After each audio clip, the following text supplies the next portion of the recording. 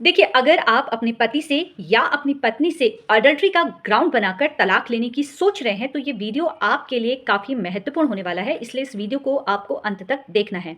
देखिए, पति और पत्नी का जो रिश्ता होता है, ये काफ़ी मजबूत होता है, लेकिन अगर पति का या पत्नी का किसी अन्य व्यक्ति के साथ संबंध होता है, जो हम अडल्ट्री कहते हैं या अवैध संबंध कहते हैं, तो ऐसी अवस्था में दूसरा जो पार्टनर है, वो उससे तलाक की माँग करता है। जैसा कि आप सभी लोगों को मालूम है कि तलाक लेने के लिए एक ग्राउंड की ज़रूरत होती है, यानी कि आपके पास एक आधार होना चाहिए कि आप अपनी पत्नी से तलाक क्यों लेना चाह रहे हैं या पति से तलाक क्यों लेना चाह रहे हैं।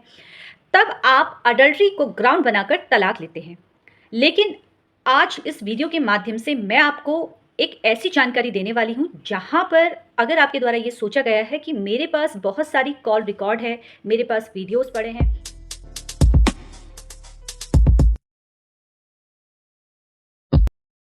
देखिए, जब हम चैटिंग या वीडियो रिकॉर्डिंग ये न्यायालय में सबमिट करते हैं और दिखाते हैं कि देखिए साफ तौर पर दिखाई दे रहा है कि यहाँ पर पत्नी किसी अन्य व्यक्ति के साथ संबंध में है,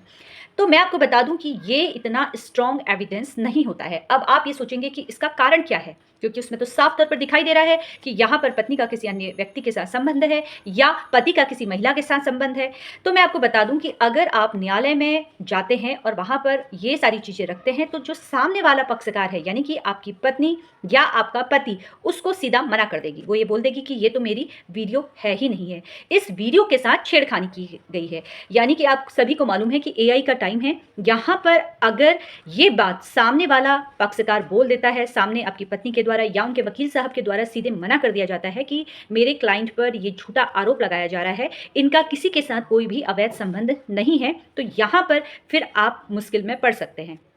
और आपके द्वारा बार बार यही दावा किया जाएगा ये जो वीडियो है ये मेरी पत्नी की ही है। अब ऐसी अवस्था में क्या किया जाएगा?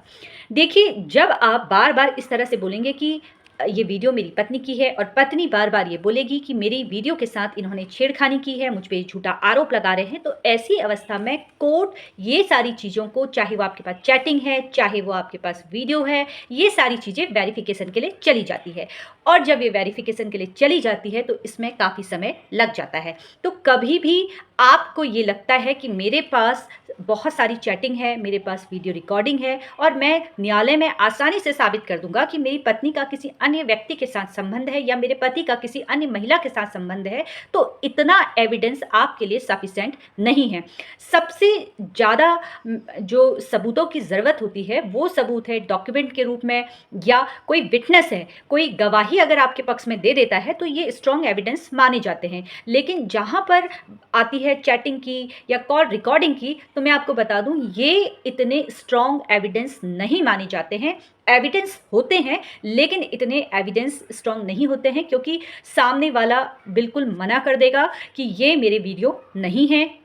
मेरे वीडियो के साथ छेड़खानी की गई है। और अगर सामने वाला पक्षकार इस बात को साबित कर देता है तो ऐसे में फिर आपके खिलाफ मामला भी दर्ज हो सकता है। इसलिए कोशिश कीजिए अधिक से अधिक एविडेंस आप जो लेके आते हैं वो विटनेस के तौर पे लेके आइए, डॉक्यूमेंट के तौर पे लेके आइए। जैसे कि अगर आपकी पत्नी अगर किसी पुरुष के साथ, उन अवैध जिनके साथ उनका संबंध है, वो रेस्टोरेंट पे मिल रही हैं या किसी होटल में जाके बैठी हैं, 3-4 दिन से किसी होटल में रह रही हैं, तो